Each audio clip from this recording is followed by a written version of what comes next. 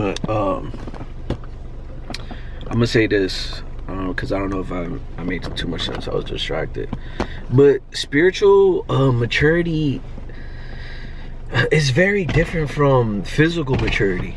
So if I had to restart, spiritual maturity is different than physical maturity. Physical maturity could be, you know, paying your bills on time, putting priorities first, you know, not falling short to, you know, certain quote unquote deadly sins, such as like stealing and lying and you know, just falling for lust.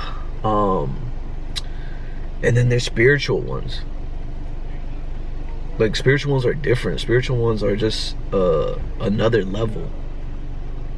Spiritual ones has to do with the supernatural, with the spiritual realm, right? And that level of maturity is different. It's totally different.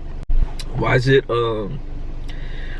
so different? What's the difference? Because actually spiritual maturity has to do with being able to get outside of your logic and intellect and tap into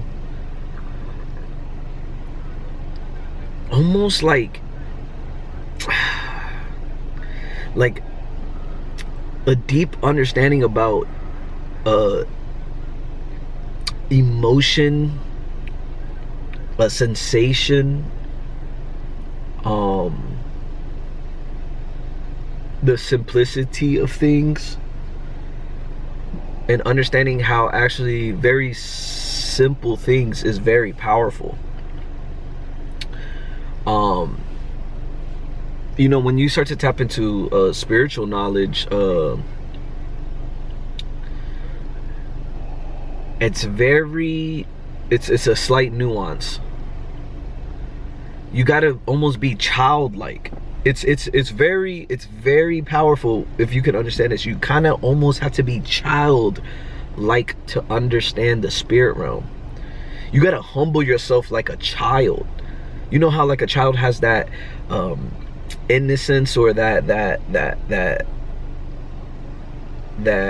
adventurous kind of mindset of always like trying to figure something out and seek something out and not judging anything and just kind of learning, just soaking it up like a sponge and going, hey, okay, I don't understand, you know,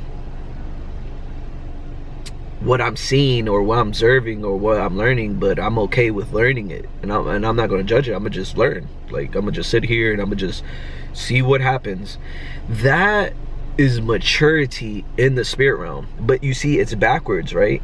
Because if I was like, hey, you got to be childlike in the physical realm, that's not maturity. You're not gonna that contradicts itself, because mature means what?